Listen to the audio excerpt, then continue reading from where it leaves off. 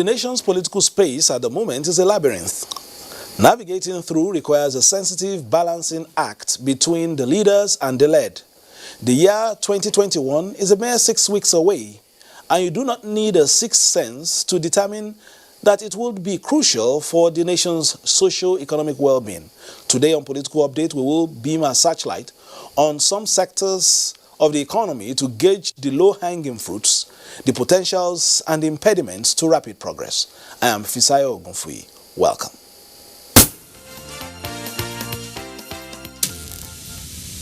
The Inter-Party Advisory Council says the current administration is consistency in improving the nation's electoral integrity must be supported by well-meaning Nigerians. Let's hear from Chairman of IPAC, Leonard Nzenwa. Aligning with broader effort to improve the electoral process and ensures that the country continues to have inclusive, peaceful, credible, free, fair, and transparent poll remains the priority of the Inter-Party Advisory Council since inauguration into office. We need to build a culture of consistency over time. The idea of the stopgap measure, where one person will take one particular tenure without giving the benefit of trying to exercise his potentials over time, is something we need to stop. And so we have related with the umpire INEC over the last few months, and we can say very clearly that INEC that we have related with has done respectably very well. When I say respectably very well, I'm not saying the umpire has no challenges or has not made some mistakes, but we can say conclusively they have posted some good results, and the clear example of that is that of the Edo election, which was widely applauded, widely commended, and the global community was very happy for it. While recommitting to work harmoniously with all stakeholders, including the Independent National Electoral Commission, the Council enjoined Nigerian youth to be agents of positive change in the nation's quest towards improving the lot of the citizenry. A group of Nigerian women under the banner of Northern Women Peace Forum similarly condemned the violence that accompanied the recent EndSARS protest in major cities across the country, calling on the youth to find better ways of channeling their grievances. Based on all the crises that have been going on, we are really saddened. I beg you, all these people who you are doing this, to leave it. The women promised to ensure that the country continues to mobilize towards promoting peace for national development.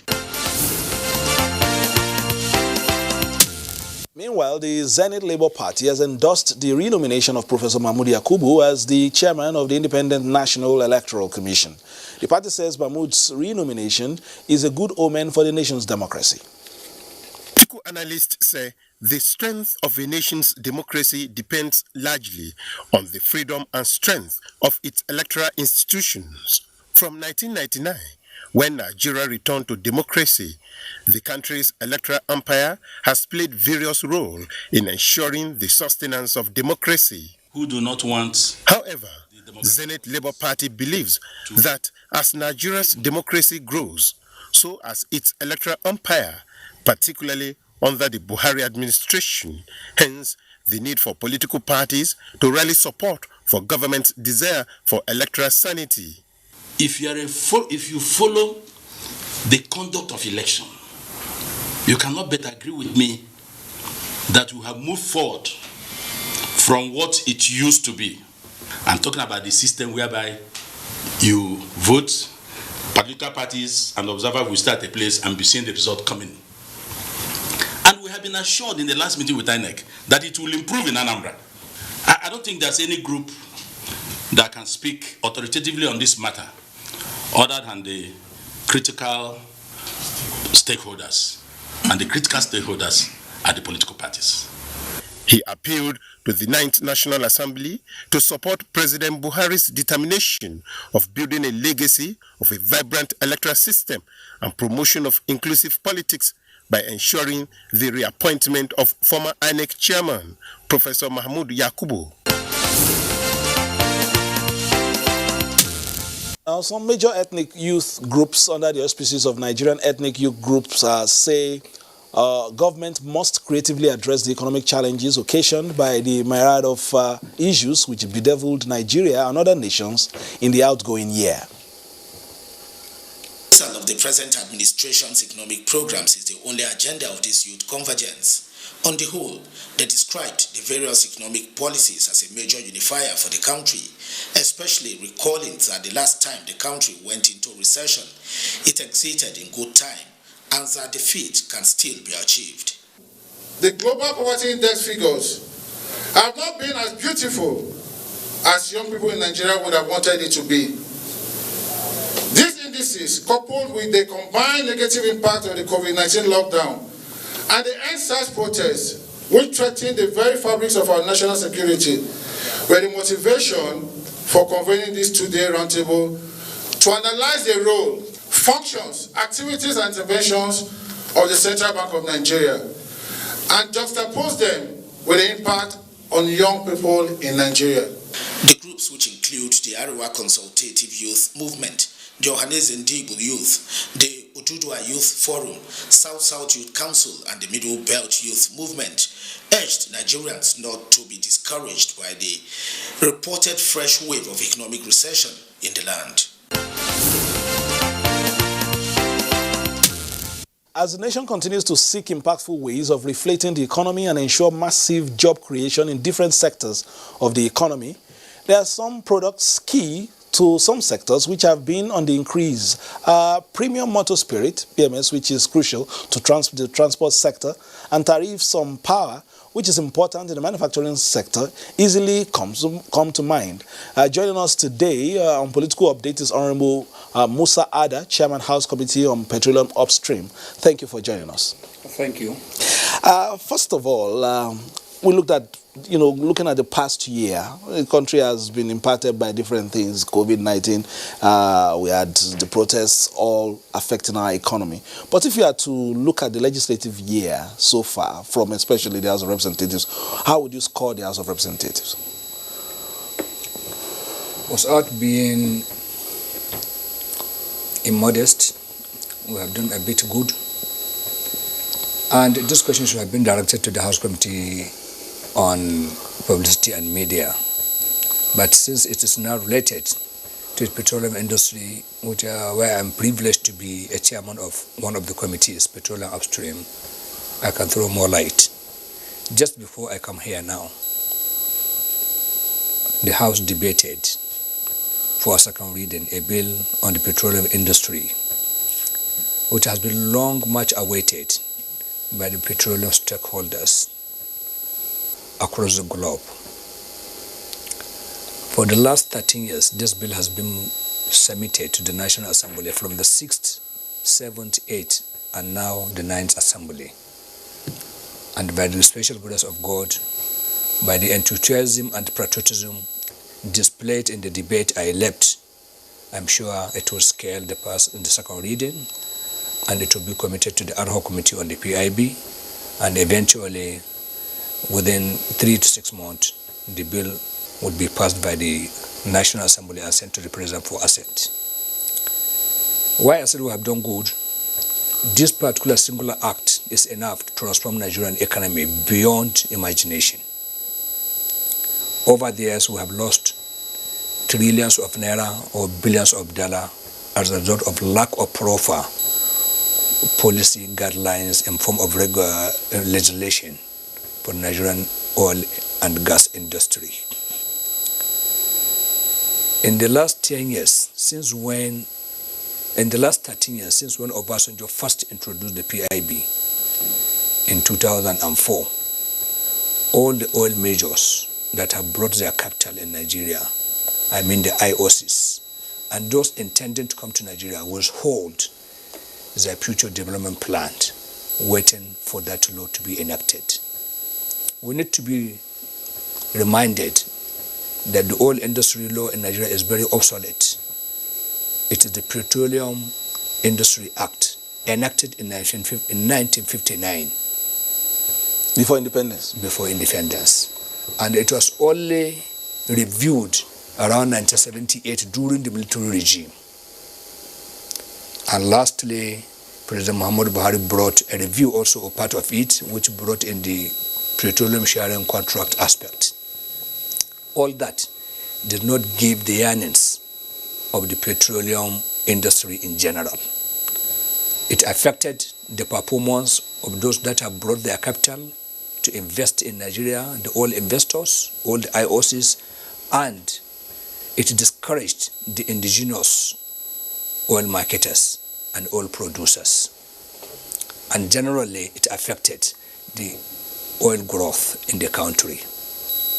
For example, as of today, Nigeria is producing below 2 million barrels per day, with a population of over 200 million people. And more than 90% of our foreign exchange comes from that oil sector. And we rely heavily on it.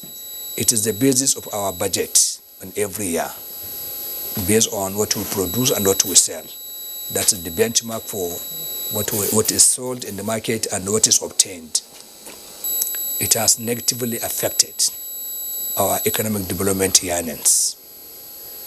As of today, once this bill passed the second reading, I assure you, investors will start having confidence that the much awaited item has now been laid in process and it will come to the light of the day. What it will do, it will guarantee the sanctity of the contract, of the investment terms and agreements between this nation and whoever comes to investors, foreign investors. Okay. Let me add this one. It will also give hope to agitators of resource control. A provision is made of taking care of host communities, whereby it will reduce the insecurity and it will also improve the environmental situation of those areas. It will also improve their economic and social activities. So, even by this act alone, even if the National Assembly have not passed any legislation within this year, this is one thing that will give greater lifeline to the Nigerian society and Nigerian nation. All right, that's cheering news. We'll look at this holistically. In the past few months, we've seen some hikes in, at the pump price and all that, and especially it has eaten deep into, expenditure of the transport companies around, especially as Nigerians like to travel across. Is there any hope that some of these prices will come down in the soonest time possible? The hike in price of petroleum products, refined products in Nigeria. If I had known you would ask me this question, I wouldn't have come. I'm not a government spokesman. I'm a legislator who always tries to cherish what is the interest of his communities. But by and large, as a Nigerian and somebody who has been privileged to be informed of the situation of the global marketing of the petroleum products, demand determines the supplies. It is just like that. Let me add this. Whenever the petroleum crude prices increases, since we don't refine in this country, those who buy to go and refine, they buy at a higher cost. So when you are going to buy the byproducts, that the refined products, PMS, kerosene and HGO, which you import to Nigeria, which is a shame to this country, then they increase that difference in what they obtain from the pricing. So you who buy as well, when you come to sell, since the subsidy regime has been removed, then it has to be subject to the market arena. Okay. Let's move forward a little in terms of domestic competence in this sector. What should we be doing in terms of encouraging maybe domestic competence? Because this is a high engineering and, mechatronics field. Are we, promoting domestic competence, especially in that sector? Yes, a lot has been done and a lot has been achieved. The PTDF has been in existence over 21 years. The sole aim of the Petroleum Technology Development Fund is to sponsor those young Nigerians who are talented and who are interested to pursue career in oil and gas industry.